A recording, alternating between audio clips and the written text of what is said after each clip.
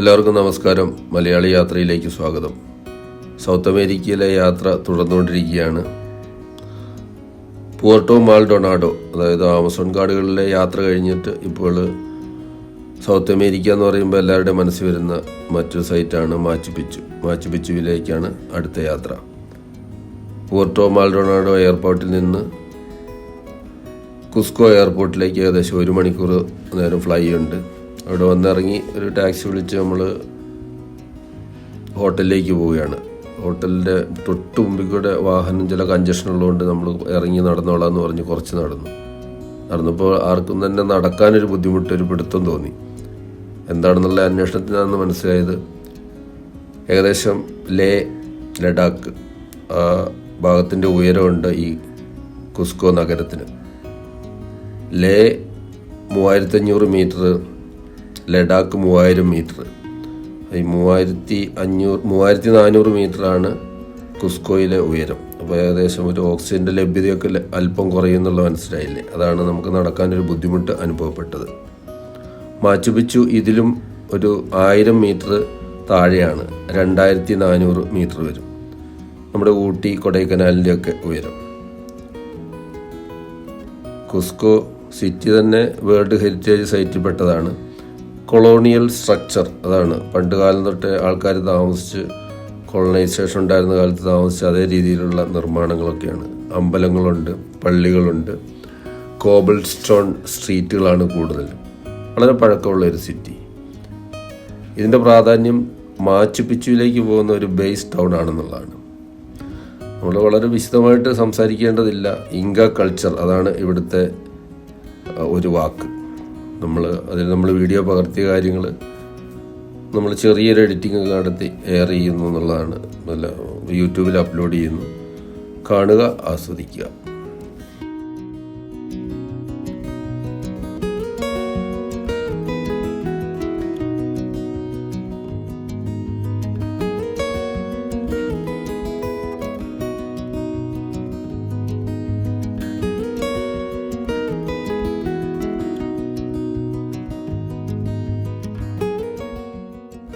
ഇത് വാഞ്ചാക്ക് railway station, കുസ്കോയിലുള്ള ഒരു railway സ്റ്റേഷനാണ്. ഇവിടെ നിന്നാണ് മാച്ചു പിച്ചുവിലേക്കുള്ള ട്രെയിൻ ആരംഭിക്കുന്നത്. ജനുവരി തൊട്ട് ഏപ്രിൽ വരെ ട്രെയിൻ സർവീസ് നടത്താൻ ബുദ്ധിമുട്ടുള്ളതുകൊണ്ട് ഒയാൻഡോ ടാമ്പോ എന്ന് പറയുന്ന റെയിൽവേ സ്റ്റേഷനിലേക്ക് ബസ്സിലാണ് കൊണ്ടുപോകുക. ഏകദേശം 75 കിലോമീറ്റർ ഉണ്ട്. ടിക്കറ്റ് ഇഷ്യൂ ചെയ്യുന്നത് പെറു റെയിൽ തന്നെയാണ്. ലോകത്തിൽ ചില സ്ഥലങ്ങളുണ്ട് അങ്ങനെ റെയിൽവേ ലൈൻ ഇല്ലാത്ത സ്ഥലത്ത് ട്രെയിൻ ബുക്കിംഗ് കൊടുക്കും. അതായത് ഉദാഹരണത്തിന് മൂന്നാറിൽ നിന്ന് തിരുവനന്തപുരത്തേക്ക് പോകണമെങ്കിൽ മൂന്നാറിൽ നിന്ന് തന്നെ റെയിൽവേ ടിക്കറ്റ് കൊടുക്കും. പക്ഷേ മൂന്നാർ തൊട്ട് എറണാകുളം വരെ റെയിൽവേയുടെ നേതൃത്വത്തിലുള്ള വാഹനത്തിലായിരിക്കും കൊണ്ടുപോകുക, ബസ്സുകളിൽ. അങ്ങനെയൊരു സംവിധാനമാണ് ഇവിടെ. ഇവിടെ ഗ്രീസിലൊക്കെ ഉണ്ട്. നമ്മൾ നേരിട്ട് അനുഭവിച്ചതാണ്. ഇങ്ങനെ വിവരമില്ലായ്മ കൊണ്ട് വലിയൊരു ബുദ്ധിമുട്ടും ഉണ്ടായി. ടിക്കറ്റ് റെയിൽവേയുടെ ടിക്കറ്റ് തന്നെയാണ്, ബസ്സിലാണ് യാത്ര. അങ്ങനെ പല ഭാഗങ്ങളിലുണ്ട് കേട്ടോ. പല യാത്രക്കാർക്കും ഇത് അറിയായിരിക്കും, പലർക്കും ഇത് അറിയായിരിക്കും. അറിവില്ലെങ്കിൽ ഇതൊരു അറിവിലേക്കായിട്ട് ശേഖരിച്ചു വെക്കുക.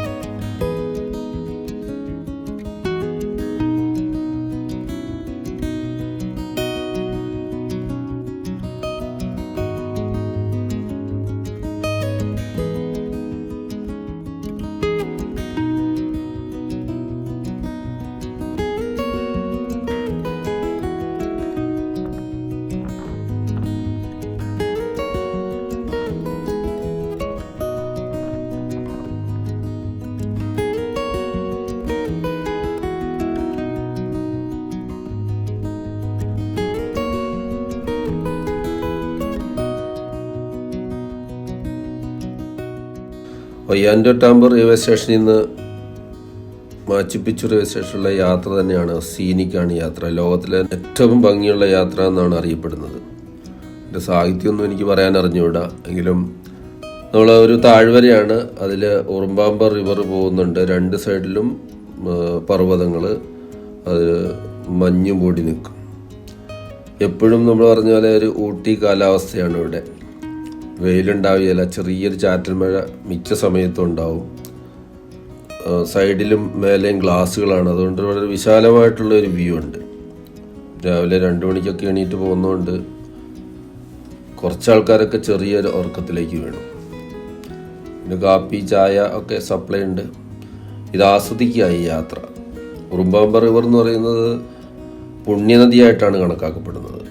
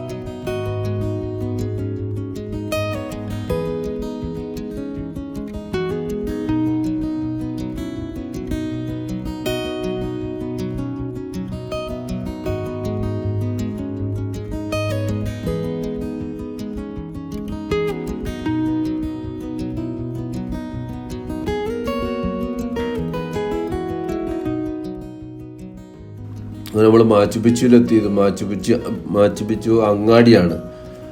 അത്യാവശ്യം നല്ല തിരക്കുണ്ട്. ടിക്കറ്റിന് വേണ്ടിയിട്ട് ക്യൂ നിന്നു. ഒരാൾ നിന്ന് നമ്മളെല്ലാം റെസ്റ്റ് എടുത്തു. നമ്മൾ മുമ്പ് മാച്ചുപിച്ചു പോയ നമ്മുടെ ഒരു സുഹൃത്ത് പറഞ്ഞു ഒരു ഗൈഡിനെ കൂട്ടുന്നത് നന്നായിരിക്കുന്നു, പല കാര്യങ്ങളും എക്സ്പ്ലെയിൻ ചെയ്ത് തരാനും, അല്ലെങ്കിൽ നമ്മൾ വെറുതെ ഒരു പോക്കായിരിക്കും എന്നുള്ളത്.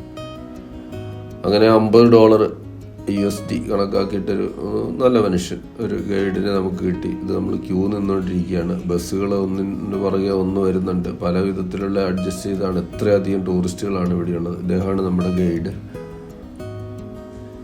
അങ്ങനെ ഇതിലേക്കുള്ള മലയുടെ മുകളിലേക്കുള്ള പോക്കും ഒരു രസകരമാണ്. ഇത് ടൂറിസത്തിന് വേണ്ടി എന്തോരം പണം മുടക്കുന്നു എന്നുള്ളത് നമുക്ക് ഇവിടുന്ന് മനസ്സിലാവും. അത്യാവശ്യം ടിക്കറ്റിന് നല്ല ചാർജ് ഉണ്ട് നമ്മളെ സംബന്ധിച്ചിടത്തോളം. ഇനി കുറച്ചു നേരം ഈ മലയുടെ മുകളിലേക്കൊക്കെയുള്ള യാത്രയാണ്, ആസ്വദിക്കുക.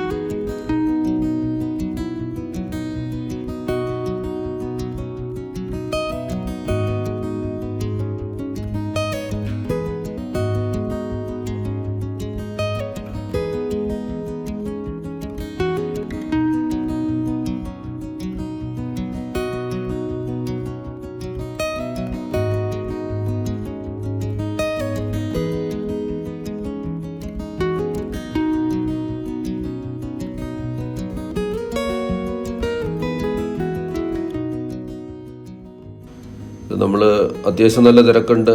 പല റൂട്ടുകളുണ്ട്. അതിൻ്റെ സർക്യൂട്ട് എന്ന് പറയും. സർക്യൂട്ട് 1, 2, 3.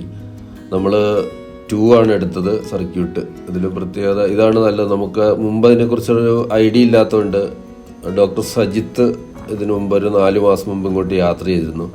അദ്ദേഹമാണ് പറഞ്ഞത് സർക്യൂട്ട് 2 ആണ് എടുക്കേണ്ടതെന്ന്, അവിടെയാണ് കൂടുതൽ കാണാനുള്ളതെന്ന്. അങ്ങനെ നമ്മൾ സർക്യൂട്ട് 2 എടുത്തു. ഇത് അദ്ദേഹം കുറേ കാര്യങ്ങൾ വിശദീകരിച്ച് തരുന്നുണ്ട്.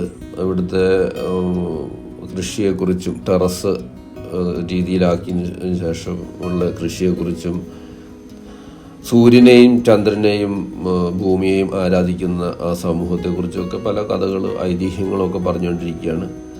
ടൂറിസ്റ്റുകൾ വരുന്ന സ്ഥലങ്ങളിൽ ഇങ്ങനെ കുറേ ഐതിഹ്യങ്ങളുണ്ട്. നമ്മൾ അടിസ്ഥാനപരമായിട്ട് ഈ സ്ഥലങ്ങൾ കാണുക എന്നുള്ളതാണ് ഉദ്ദേശിക്കുന്നത്. ഐതിഹ്യങ്ങൾ ഇപ്പോൾ എല്ലാ നാട്ടിലും ഉണ്ട്. അദ്ദേഹത്തിൻ്റെ സംസാരത്തിൽ പറഞ്ഞൊരു വാക്ക് പക്കമാമ എന്നുള്ളതാണ്. അതൊരു ദേവതയാണ്, ഇവിടുത്തെ ഇൻഡിജിനസ് പീപ്പിളിൻ്റെ ദേവതയാണ്. അതായത് മദർ എർത്ത്, ഭൂമിയാണ് ദൈവം എന്ന് വിചാരിച്ചിട്ട് ജീവിക്കുന്ന ആൾക്കാരാണ്. ഭൂമിയെ ഒരു വിധത്തിലും ഹേർട്ട് ചെയ്യാൻ വേണ്ടിയിട്ട് അവർ അനുവദിക്കില്ല. അങ്ങനെ ഒരു കൾച്ചർ വളർത്തി ബുദ്ധി ഉപയോഗിച്ച് ശാസ്ത്രീയമായിട്ട് തന്നെ കൃഷി ചെയ്യുകയും പ്രകൃതിയോട് ഇണങ്ങി ജീവിച്ച വലിയൊരു ജനസമൂഹമാണ് ഇങ്ക പീപ്പിൾ. ദി ഇങ്ക കൾച്ചർ, ഇങ്ക എൻപയർ. അങ്ങനെ വലിയൊരു സാമ്രാജ്യം തന്നെ ഒരു കാലത്തുണ്ടായിരുന്നു. അത് കാണാൻ വേണ്ടിയിട്ടാണ് ഇത്രയധികം ആൾക്കാർ ഇവിടെ വരുന്നത്. ഇതാ മഞ്ഞു മൂടി നിൽക്കുന്ന ഒരവസ്ഥയാണ്. അത് പറഞ്ഞിട്ടുണ്ട്, ഒരു ചെറിയ മഴയുണ്ട്, മഞ്ഞു മൂടിയിട്ടുണ്ട്, സൂര്യനില്ല. അത് നല്ലൊരു കാലാവസ്ഥയല്ലേ.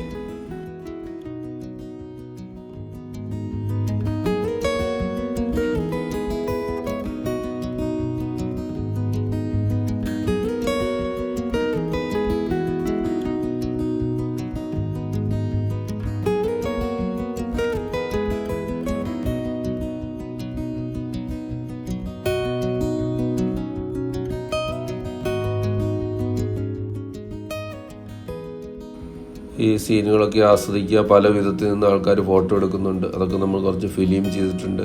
നമ്മുടെ ആൾക്കാരും അതേപോലെയൊക്കെ കുറേ ഫോട്ടോകൾ എടുത്തിട്ടുണ്ട്, നമ്മുടെ ടീമിലെ ആൾക്കാർ. നമ്മൾ കുറച്ച് വെയിൽ കുറച്ചുകൂടെ കാണുമെന്ന് വിചാരിക്കുന്നു. അപ്പോൾ വിഷന് കുറച്ചുകൂടെ ക്ലിയർ ആകുമെന്നാണ് നമ്മൾ വിചാരിക്കുന്നത്.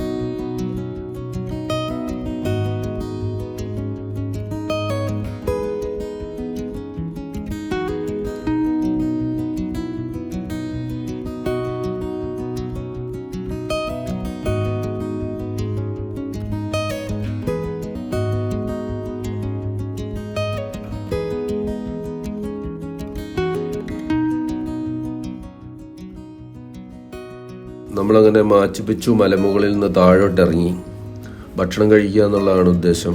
ഭക്ഷണം കഴിക്കുമ്പോൾ സ്വാഭാവികമായിട്ട് ടൂറിസ്റ്റ് ഏരിയ ആയതുകൊണ്ട് കുറച്ചൊക്കെ നമ്മൾ അതിൽ പെട്ടുപോകും. സാധാരണക്കാർ ഭക്ഷണം കഴിക്കുന്ന ധാരാളം ഹോട്ടലുകളുണ്ടാവും, നമ്മൾ കോഴിക്കോട് എറണാകുളത്തൊക്കെ ഉള്ള പോലെ സ്ഥിരമായിട്ട് ഭക്ഷണം കഴിക്കുന്നവർക്ക് വേണ്ടിയിട്ട്.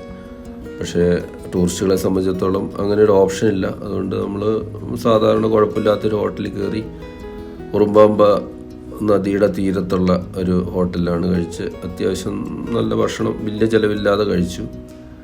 അതിനുശേഷം നമ്മളിപ്പോൾ റെയിൽവേ സ്റ്റേഷനിലേക്ക് പോവുകയാണ്. നടത്തത്തിൻ്റെ ഇടയിൽ ഉള്ള കടകളൊക്കെ കാണാം. ഒരു ടൂറിസ്റ്റുകൾക്ക് വേണ്ടിയും അല്ലാതെയൊക്കെയുള്ള ധാരാളം സൗജന്യ ഷോപ്പുകളും മറ്റും ഇവിടെയുണ്ട്. നമ്മുടെ അടുത്ത യാത്ര പൂനോ എന്ന് പറയുന്ന മറ്റൊരു സിറ്റിയിലേക്കാണ്, പെറുവിലെ തന്നെ. പൂനോയുടെ പ്രത്യേകത, അവിടെ ടിറ്റിക്കാക്ക എന്ന് പറയുന്ന ഒരു തടാകമുണ്ട്. ഈ തടാകത്തിൻ്റെ പ്രത്യേകത ലോകത്തിലെ ഏറ്റവും ഉയരത്തിലുള്ള നാവിഗബിൾ, അതായത് ബോട്ട് ഓടിക്കാവുന്ന തടാകമാണ്. ഇതിൽ ഉയരത്തിൽ തടാകങ്ങളുണ്ട്, പക്ഷേ അതൊക്കെ ഒന്നെങ്കിലും മഞ്ഞുറഞ്ഞതായിരിക്കും. ഈ തടാകത്തിൻ്റെ പ്രത്യേകത, ഇതിൻ്റെ അകത്ത് ഊറോസ് ഐലൻഡ് എന്ന് പറയുന്ന ഒരു കുറേ ഐലൻഡ് ദ്വീപുകൾ ഉണ്ടാക്കിയിട്ടുണ്ട്. മാൻമെയ്ഡ് എന്ന് പറയുമ്പോൾ നമ്മൾ വിചാരിക്കും മണ്ണ് കൊണ്ടുണ്ടാക്കിയതാണെന്ന്. ഇത് ഫ്ലോട്ടിംഗ് ആണ്. ഒരുതരം കച്ചി ഉപയോഗിച്ച് നിർമ്മിച്ച് മെയിൻറ്റെയിൻ ചെയ്യുന്നതും കച്ചി ഉപയോഗിച്ചാണ്. ചീഞ്ഞു പോകുമ്പോൾ മേലെ പുതിയ പുതിയ കച്ചിയിട്ട് ഉയർത്തി എല്ലാം മെയിൻ ലാൻഡിൽ നിന്ന് വേർപെട്ട് നിൽക്കുന്നതാണ്. വലിയൊരു ജനസമൂഹം നൂറ്റാണ്ടുകളായിട്ട് ഇവിടെ ജീവിക്കുന്നു എന്നുള്ളതാണ്. അപ്പോൾ വീഡിയോ കണ്ടതിന് വളരെ നന്ദി. വീണ്ടും ഇതുപോലെ അപൂർവ യാത്രയുമായിട്ട് അതിൻ്റെ വീഡിയോയുമായിട്ട് വീണ്ടും കാണുന്നവരെ ബൈ.